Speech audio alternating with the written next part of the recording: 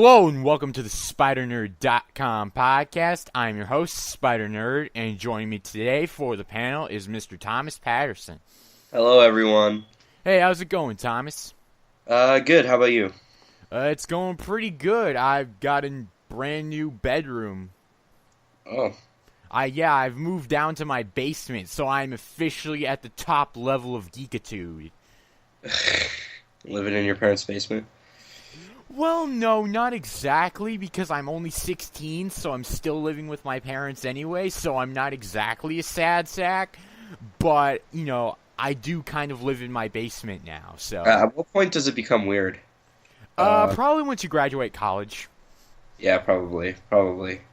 Get out of your basement, go get a job, you sad sack. Yes, seriously, what is with those people? I mean, I know Obama's kind of screwing this country over, but, you know, it's no excuse. Mm-hmm. And yes, I just said that live on the air. Shut me down, government. They can't do anything. Freedom of speech. Yeah, I'm pretty sure they won't be able to do anything, but... First Amendment rights. Yeah. Well, yeah, you have those. Of course, you know... I guess it depends on what you're saying, because if you say you're gonna blow up something, then they probably wouldn't think that would be covered under the First Amendment. Yeah, it's not like I'm gonna hijack an airplane and crash it into the World Trade Center. Who would do that? I don't know, about 20 terrorists. Mm. Yeah, this podcast is taking a that really dark turn very quickly. We should probably get back on track before people start, like, bawling their eyes out. Yeah, so, what you been up to this week, Thomas? Okay, so, let's see. I started my AP Environmental class. So that was fun. On Tuesday, I managed to go pick up my copy of Lego Marvel Superheroes. How is that game? I've heard about it. Yeah, it's pretty fun. It's, you have all these superheroes together. It's like Ultimate Alliance, almost, except now you have the free roam with everything, and now you have just basically the classic Lego style of it, but you have everyone there. So, can you play as Spider-Man in the game, or? Yes, you can play as Spider-Man, you can play as all the Avengers, all the X-Men, Fantastic Four, basically pretty much all the characters that you could want to play as in the Marvel Universe, you're able to play as them. They have over 150 characters, including Phil Coulson and stuff, so... Oh, Phil Coulson. Mm-hmm. It's a vintage set. Took me a couple years to collect them all. You're a mint. You know, I gotta say, it's an honor to meet you, officially. I sort of met you when you were sleeping. I mean, that was hilarious. You were unconscious from the ice. It was just a huge honor to have you on board. Yeah, exactly. Phil Coulson's awesome. Yeah, do you watch the Agents of S.H.I.E.L.D. TV show? Yes, I do. Yeah, I haven't seen any of it yet, but I hear it's pretty good. It's, I mean, like, I guess it's all right. There are a few things that I wish were better. Like, some of the dialogue gets really cheesy sometimes, and it kind of has me rolling my eyes a few times. But overall, I'd say it's pretty good. Yeah. Yeah. So, what have I been up to this week? This week, I've been dealing with middle schoolers during mass band night for my marching band, and I've also been reading a heck of a lot of the 90s Clone Saga. Oh, fun. Yeah, I managed to get the first 3 trades of the Clone Saga, the complete Clone Saga epic, they're called, books 1 through 3, and I finished book 1, and I'm almost done with book 2. I have only 3 more issues to read in book 2. So basically, Ben Reilly, how is he? Ben Reilly is not interesting at all. Like, he's a really bland character. It was just basically Marvel's attempt to make an unmarried Spider-Man. Yep. Why didn't they just do OMD there? Yeah, that was one more day. And yeah, and I'm just going to say, Ben Reilly, I mean, he was an interesting character in his first issue. Then he just got bland and boring, and he just got repetitive, and there's nothing interesting to him now. So I'm guessing that the current Scarlet Spider is a little bit more interesting, Kane.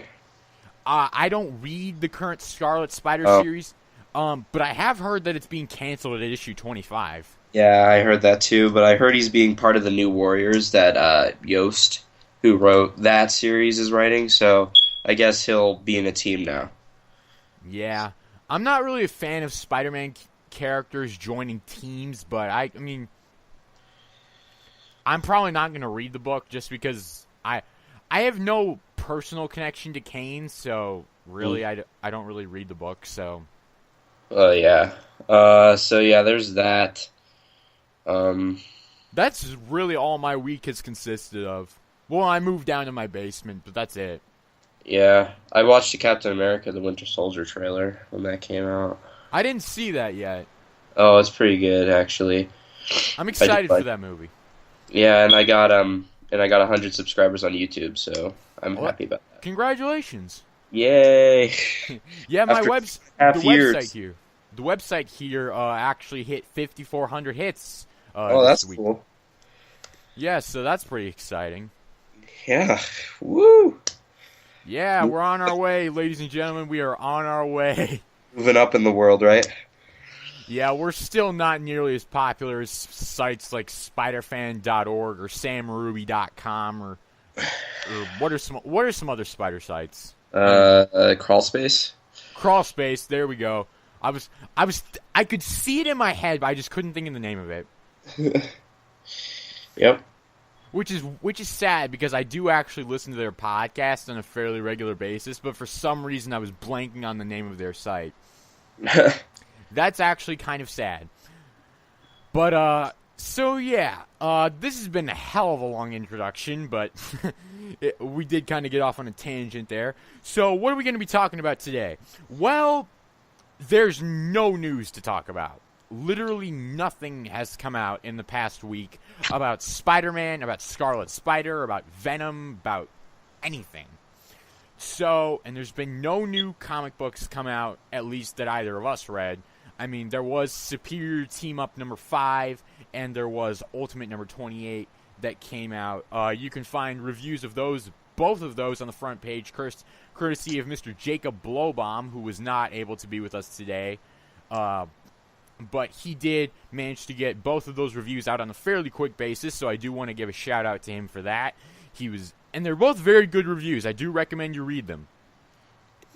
And yeah, I know an episode of Ultimate Spider-Man aired this morning. We're recording on Sunday at 1 o'clock Eastern Time, so I know an episode of Ultimate aired this morning, but I didn't watch it. I don't watch that show. I hate that show so much. Oh, I was super excited to see it when it first came out at the beginning of 2012 because I was like, I want to see another Spider-Man show because it's been a while since I saw the Spectacular Spider-Man, which was excellent. And then I go to watch that show, and I'm sitting there, I'm like, they destroyed the character. How could they do this? This is Marvel. Yeah, that's why I'm kind of hesitant to let the movie rights go back to Marvel because they clearly have no idea what they're doing. Yeah, I don't know. Well, Jeff Loeb has obviously he has a pretty odd idea of what to do with television and with the Marvel stuff on television, and so I don't really agree with his vision for a lot of things. And I'm a little hesitant, admittedly, to let Spider-Man go back to Marvel because I personally prefer Spider-Man as this kind of loner character, this vigilante character trying to do everything that's right. And it seems like if Marvel ever gets back the rights, it'll be the same thing Ultimate Spider-Man does, making him like the leader of a teenage team, and I really don't think that appealed to me. Yeah. A lot of people want him to join the Avengers in the Marvel Cinematic Universe, and I really don't want that. I really want him to stay by himself. Well, I really want him to stay by himself. I agree with that, but I wouldn't mind just the references thrown out there, basically implying that they are in the same universe. But I definitely don't want Spider-Man joining the Avengers. Yeah. Okay, so let's finally get on to the to the topic of today's show, which is the very first episode of the 90s Spider-Man cartoon. Woo! Known to many as the Spider-Man animated series. The episode is entitled Night of the Lizard. It is written by Gary Conway, Stan Berkowitz, and John Semper, I believe. I'm literally doing that off the top of my head, so please don't, attack me if that's wrong. But, yes. So, the basic plot of the episode is that there's a lizard creature running around in New York City, and J. Jonah Jameson has offered $1,000 to the first person to bring him an exclusive photo of the lizard. So, obviously, Peter Parker Spider-Man goes on a hunt for the lizard, and he ends up finding out that the lizard is Dr. Kurt Connors. And after a little scuttlebutt, he manages to turn the lizard back into Connors and prevent Connors from turning the whole city into lizards. That's the basic gist of the episode. It's your basic pilot episode of a series. So, Thomas, we're going to start with grades. What would you grade this episode? I'd say a solid B. That would be mine from me. I find that a lot of television shows don't really have, the pilot is definitely not their strongest episode. They have to introduce the characters. They have to give you a baseline for why everything is happening and such. And this one didn't really feel too much like a regular pilot because, for like a pilot, it's basically introducing things. I guess they figured Spider-Man didn't really need to be introduced in the, way that he gets bit by the spider, and then we move on from there. So it didn't really feel like that. So that's why it's probably higher than a lot of other pilot episodes. But it's still, kind of like I'm Spider-Man and I need to be Spider-Man, and so strong pilot. As far as pilot episodes go, I'd say it's pretty solid, but. Still not my favorite Spider-Man episode, so a B for me. For me, I'd give this episode an A-. I liked it quite a bit. I felt it's probably one of the strongest episodes of Season 1, which, for anyone who's wondering, we will probably be covering each episode on this podcast whenever there's no news to talk about or no new issues of Superior Spider-Man or eventually Amazing Spider-Man when Peter comes back, so whenever there's no new issues or news, we probably will be covering an episode of this. So we may actually end up getting through the whole series. We may not, but, it depends on how long this podcast goes. But I'd give this episode a solid A-. I enjoyed it quite a bit. I felt, there were problems I had with it in terms of being a pilot episode, but overall I really enjoyed it. Mm. All right, so I guess we'll start with you, Thomas. Is there anything particular you want to talk about with this episode? Well, there were three things that kind of came out to me. There was a dialogue, overall story, and the animation from it. And I don't know. I guess we could start with dialogue. And the dialogue for me was, it's pretty standard. You got the monologue. It felt kind of like a comic book come to life in terms of the dialogue. You had the inner monologues by Spider-Man, and you had these characters stating basically what they were doing while they were doing it, and that felt very old style comic book thing. And I thought it would get on my nerves a little bit with the dialogue being basically so pointedly obvious, where they're stating the obvious during the episode. It didn't really bother me too much, but it was definitely something that I noticed while I was watching the episode. The dialogue for me was standard 90s dialogue. It wasn't as brilliant as some of the dialogue by today's standards, but I felt it was pretty good. Like you, I really, really enjoyed the inner monologues of Spider-Man because that's one of the things he's known for. Spider-Man is known for his internal struggle and his inner monologue and all that stuff. And so I felt that was a really nice touch that they integrated into the show, which I really don't think you see in a lot of Spider-Man shows, at least to the extent that it's seen in this one. Yeah, I'd say so. I'd say another show that did it really well was probably the Spectacular Spider-Man. They did a pretty good job with that inner monologue as well. See, that one had inner monologue, but I didn't feel that it was as, as prominent or as good as this one, I mean, I'm just going to throw it out there. The 90s Spider-Man show, the show that we're talking about, is my favorite Spider-Man series to date. Ooh. I like it even better than Spectacular. Maybe it's because I grew up with it. Maybe it's because, it's just so good. But I love this series. So I'm just going to throw that out there, just to start with. And I'm going to say that I felt the inner monologue was always done the best in this series. Spectacular did a pretty good job of it, but I ultimately felt that this series did it best. I think Thomas is still cringing because I said this is my favorite series. No. I completely understand. It'd be better than some of the people who are stating that Ultimate Spider-Man is their favorite series. But those people are on cocaine. I wish I could try to argue for them, but I can't. That series is terrible. Terrible. It is really bad. But honestly, the Spectacular Spider-Man is my favorite, to be honest. And I feel like the inner monologue there, I felt a indifference between this one, which I think did a really good job. A lot of the inner monologue just felt, kind of like the rest of the show, kind of restating what was already, going on the screen visually. And so it didn't bother me at all. I did like the inner monologue. I just felt like the Spectacular Spider-Man's was a little bit more original, and it would actually get tied up because we had more inner monologue in this series, and it was profound and it made sense. And then the Spectacular Spider-Man didn't have nearly as much, but I felt like it was a little bit more original in the way it was going about it.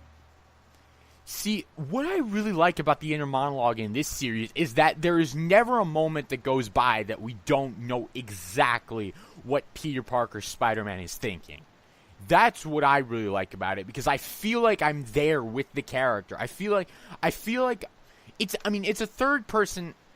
Well, it's not third person. It's a very much first person point of view, but it's a first-person omniscient point of view where we know everything about the character, and we really feel like we're there in the story, and we feel like we feel all these things for the characters and everything. So that's what I really liked about it. I can't help but agree with you on that it's very easy to get into the story with this version because and it even makes sense in terms of the thought process he goes through. If we're gonna hear his thoughts, and there's not a second that goes by, I agree that we don't hear his thoughts. It's difficult not to have people restate what's going on, because if you actually think about your own thought process, that's kind of what goes on in your own head. You kind of think about it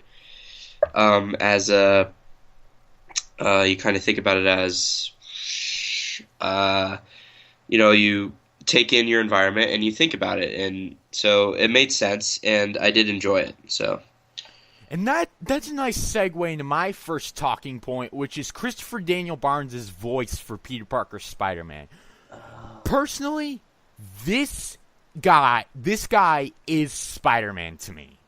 This guy is my Spider-Man. I grew up with Christopher Daniel Barnes' voice for Spider-Man and Tobey Maguire's portrayal of Spider-Man in the original movies. And let me tell you, I personally think of Christopher Daniel Barnes as Spider-Man. Whenever I read the comic books, I hear his voice. And I don't even have to try to hear his voice. I just instinctively hear it. He provides such a good Peter Parker and such a good Spider-Man that it just sticks with you all the way.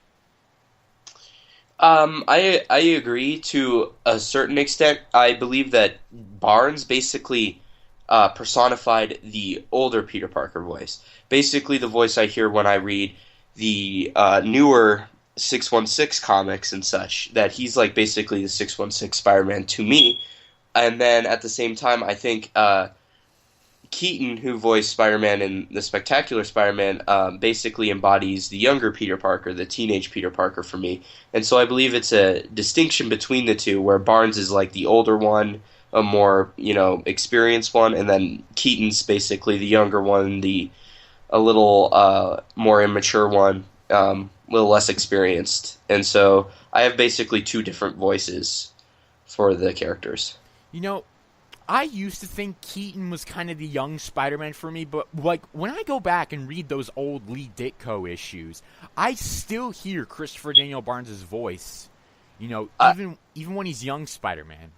I agree that with the way that Lee Ditko wrote him, they wrote him as a teenager and they wrote him with doubts, but I still feel like he was basically superhero personified. He knew what to do. And everything that he did, at least as a superhero, eventually worked out for him. And so I felt like he was definitely more mature, and he never lost his mask in a fight, never did that kind of stuff. He did lose his mask in one fight, ASM 12. But he was sick with Doc Ock, right? Well, yeah, but yeah, something like that. But he did lose his mask in ASM 12. Sick. And so what happened was Doc Ock unmasked him, and then they basically wrote it off because Peter was actually his own weak self, and Betty was like, "Oh, he was willing to put on a Spider-Man costume and sacrifice himself for me, even though he's not really Spider-Man." So there was a way to write it off. I haven't read that issue in a long time. It's actually kind of making me want to go back and read that issue now, but I haven't read that issue in a while, but I do know that Dr. Octopus was not convinced that that Peter Parker was Spider-Man because of his poor performance. Yeah, yep. It's kind of like, I think that might have inspired something later on in this series, which we'll probably talk about eventually, where a similar circumstance comes up. Yeah. And then, but when I was talking about the younger Spider-Man, I was talking about, like the Ultimate Universe Spider-Man. That's how I don't really hear Barnes' voice when I think of him. I think of Keaton's voice when I read the Ultimate Universe Spider-Man, which is the Spider-Man that I actually grew up reading first. I went into those comics before I went into the 616 comics, so that was what I did. I'll admit to you that I do see what you're saying there, because I don't hear Barnes either when I read Ultimate Spider-Man. I hear kind of a mix between Keaton and Drake Bell. Oh no, not Bell. No. Do you really want to ruin that series for me? Are you serious? No, I'm sorry. I'm not trying to ruin it, but I hear kind of a mix between them. I don't know why. Oh my gosh. Oh, way to go. I will have to block that you ever said that from my mind. Yeah, Drake Bell is really not a good voice for Spider-Man. Well, I mean, like, I used to watch his old show, Drake and Josh, and I didn't hate him in that. I actually like him as an actor, but I don't think he was the right choice for Spider-Man. He's way too silly in it, and it makes me mad every time I see the show. Yeah, Drake and Josh is a classic show, but he was not. And I remember being so excited for Ultimate Spider-Man just based on the premise that he was going to voice Spider-Man, and then being so disappointed when I first heard his voice. I know. I was really happy because I'm like, oh, Drake Bell, he's, it's the guy from Drake and Josh. I remember watching that show. That show was awesome, and basically just a whole bunch of nostalgia coming back to me and saying, hey, look, you got Drake Bell here, and you like him, so why wouldn't you like this show? And I go into it, and it just didn't work for me. Yeah, I remember not liking the first episode very much. I hated the first episode. The only part of this, it was actually a 1 hour pilot with the first two episodes together, and the second episode was the only part I liked, where he said that he couldn't be responsible for a whole bunch of other teenage kids. That was nice. That was the one quote in the entire thing where I actually liked, because I was like, that was fitting with the character, that he couldn't be responsible for these kids. But then the next episode, he goes to Latveria and fights Dr. Doom with the team that he's supposed to be responsible for. Oh gosh, that episode. So basically, he can't be responsible for the kids because he can't be responsible, which is completely going against the whole lesson that he's supposed to have learned. Yeah, but we're getting off track. Yeah, Uh, talk with Spider-Man. yeah. So Christopher Daniel Barnes, he's a great voice for Spider-Man. I really like him. Yep. Yep. All right. So with that, we're going to move on to our next talking point, which is let's talk about the lizard in this episode. What do we think of the design? I actually did. I actually did like it. I felt it. It wasn't the original Elite Ditko one, which I feel was personified in live action with the Amazing Spider-Man, with like kind of the flat face. But this one I like a lot better, with the eyes that freak the sewer guy out, and the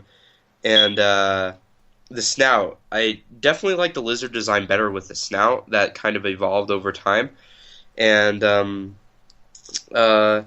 the way he talked, I didn't mind very much either. I thought it was a pretty good episode. Yeah, I really like the design of the lizard. Again, for me, this is the classic lizard for me because this is the lizard that I grew up with. Mm-hmm. And so, I mean, but even then, he wasn't that far off from the original Ditko design because he did have the lab coat and the shirt and the purple pants and everything. So Yep. he wasn't actually that far off from the Ditko design, which I actually quite appreciated. Mm-hmm. Yeah. Well, yeah. There was definitely that resemblance. I was just pointing out that I prefer the snout, and it wasn't originally designed with that. So Yeah, I see what you're saying. yeah. And I really like the lizard's plot in this episode. I really, really like the idea of him wanting to turn the whole city into lizards because, I mean, I think Mark Webb said it best, and I'm quoting him here. Mm-hmm. Great drama comes from competing ideas of what's good and what's right. Mm-hmm. And the lizard thinks what he's doing is correct. He thinks he's being compassionate, but Mm-hmm. he doesn't understand that people should have a choice. Yeah. It's the thing is that with the lizard thing, I felt like it was also a part of this episode where he felt lonely. Now that he was a lizard, he didn't have anyone to talk to or anyone to be with. So he decided that in order to make himself, there were selfish motivations behind it. But I understand why there were selfish motivations behind it, and it makes sense. We all have this sort of selfish motivation to be with people, and the fact that he was lonely and he had no one to talk to definitely played into that. And so it made even more sense for me, I guess, than the Amazing Spider-Man plot, which just kind of moved over that and made it just so the lizard was basically saying that he wanted to make the next step of human evolution. Yeah, I understand what you're saying, and I've never really thought about it like that, but that's actually a pretty good point. You know, he could definitely be feeling lonely and a little bit of a bit of like an outcast, but that's his whole goal, is to create a race where there are no outcasts, where everyone's equal. Yep. So I can definitely appreciate that. I can appreciate that a little bit. So Thomas, what's your next talking point with this episode? I was going to talk about the animation. Yes, the animation. Let's get into it. For 90s animation, and it's not fair to judge it by modern day standards at all, because the technology that exists now makes it a lot easier to come up with better animation. But in terms of 90s animation, it looks fantastic. Everything moves fluidly. There's a few stiff animations, but back then that was normal. So the animation definitely looked good. It definitely looked relatively it looked great compared to like what the budget was for the shows back then. So I definitely say the animation is a big success for the show. Yeah, I really, really like the look of this show. Again, I mean, I don't want to keep harping on this, but, you know, this is the show that I grew up with.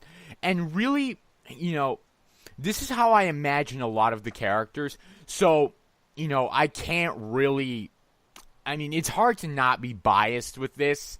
I'm really trying to be as objective as possible. But really, the animation really is very solid, especially with this episode. Now, later on in the series, there are major problems with the animation that we will inevitably get into. But for this episode, I felt it was pretty good. Everyone looked good. Everyone moved well. There weren't really any weak spots anywhere. It just looked good overall. Yeah, I agree. And they captured all the characters perfectly. I believe that Peter had a pretty good build, and Spider-Man worked well. And basically, it was almost like with the animation, I felt they were basically torn from the page of the comic books and just placed on the screen, which I really appreciated. Yeah, I always appreciate when it feels like that, because that's what it's meant to feel like. It's meant to feel like you're watching, a motion comic book. Yep. And so, that's kind of really what it's supposed to be like. So, I feel like they've really accomplished that well here. Yes, I agree. All right. So, another talking point. What else do we have to talk about? Story. Story, of course. I was trying to think of it. I'm sorry, listeners. I completely blanked on you there. But story. We have kind of already touched on it a bit, but I'll let you go first, Thomas. What did you think of the plot of this episode? Well, I felt like it was a pretty standard Lizard plot.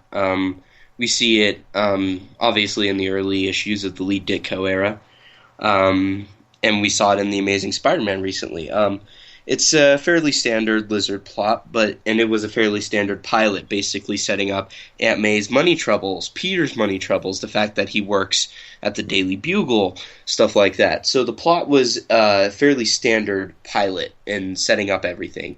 And I don't dock it any points for that because, it's a pilot. You have to do that. And there's obligations that you have to make. And that was one of them. So, yeah, I'd say it's a fairly standard pilot plot, and I didn't underappreciate it, and I didn't really appreciate it all too much for it, but it worked for me. Yeah, I really liked the story of this episode. It was pretty one-dimensional. There weren't really any real surprises. It wasn't a very complex plot. It was very simple. But, I can appreciate a simple plot every now and then. And like you said, it's a pilot episode. It does kind of need to be simple. So, I can appreciate, all of the things that they did with this episode. They had to introduce the characters, introduce the tone of the series, really set up what kind of show this is going to be. And really, they just had all this other stuff to worry about that they wouldn't want to bog themselves down with a very complex story. So I appreciated that. Exactly, yeah. I totally agree.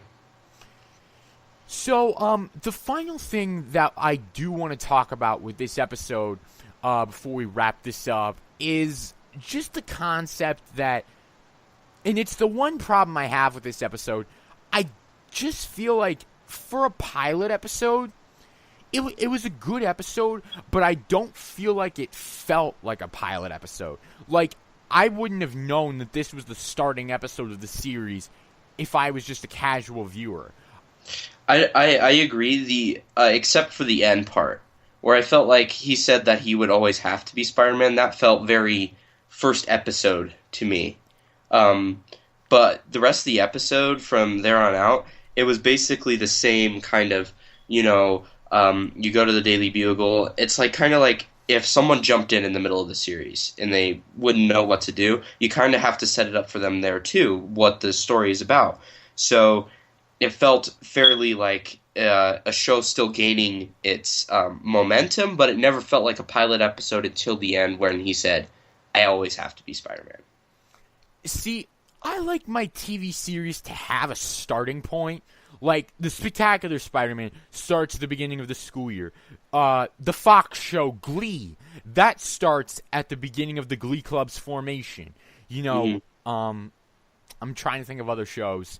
SpongeBob starts with him getting the job at the Krusty Krab. Yep. All of these series have starting points, and I feel like this show just kind of started somewhere. Yep. Yeah, I agree. There are Agents of S.H.I.E.L.D. started with the formation of the team. Basically, a lot of shows start out with basically the basis of the series from here on out. And I didn't really feel like this one had it too much. But honestly, I feel like I didn't really mind it too much. I like my shows to have a starting point, admittedly, but it didn't bother me that they kind of jumped into it with the in the middle of things, because it made it seem like the show was already gaining its rhythm. Whereas a lot of shows, they have to go through a few episodes, get through it a little bit, and then they're like, okay, now we understand. Now we understand what the show is about. Now we can move forward. And this one didn't really have to waste that time. So that's one of the things I appreciated about it. I understand what you're saying. I do wish that this series really had a starting point to it, because I felt like I was just being thrust into another episode, not a special pilot episode or a starting episode or a starting point. It just sort of started somewhere, and that was a big problem for me. But it didn't really exist as a problem for me, but I still give it a B. Yeah, so final grades on this episode. We gave grades at the beginning, and now we're going to give grades again at the end. So final grade, you'd give it a B? Yep. And I'm still going to give it an A-. So grades haven't changed. The only reason I do grades at the beginning and at the end is because sometimes people realize things through discussion that they didn't realize earlier, so it might change their grade. Yeah. So it's nice to compare. So for anyone who is wondering why I do that, that's the reason why. It's nice to compare. Yep. So that's going to do it for this episode of the 90s Spider-Man series, and that's also going to do it for this episode of the podcast. So, Thomas, any words for the listeners before we sign off? No, but have a good week, and have a good Halloween. Yes, Halloween is this week. This Thursday, actually. You going into anything? No, but I have this Friday off from my school, so I get to stay up as late as I want, watching horror movies into the morning. And I'm happy because this week is senior night at my school. At this week's football game at my school, it's senior night, and since I'm the junior field commander of my marching band, I don't have to do pregame. I get to conduct pregame. No one's going to understand what that means, but it's going to be awesome. I'm a junior, so... I'm a junior, and so I get to, do the job that the senior field commander would normally do, so I'm excited. Oh, fun. Oh, I see. Yeah, I don't really have anything, except I went to a speech and debate thing this past Saturday. Yeah. How did that go, by the way? It went alright. I got an excellent award, but I had a little bit of a problem because I'm doing extemporaneous speaking, so I gathered articles on an international, and it turns out I'd actually signed up for a national extemp, so I didn't have any articles there to help me. So I basically had to wing it on a lot of the topics, but I still got pretty good grades on them, so I'm not too worried. That's good. Yep. All right, so I guess that's going to do it for this episode of the podcast. So Woo! we're going to be signing off. So see you later, guys. See ya, and pick up Lego Marvel Superheroes and Batman Arkham Origins.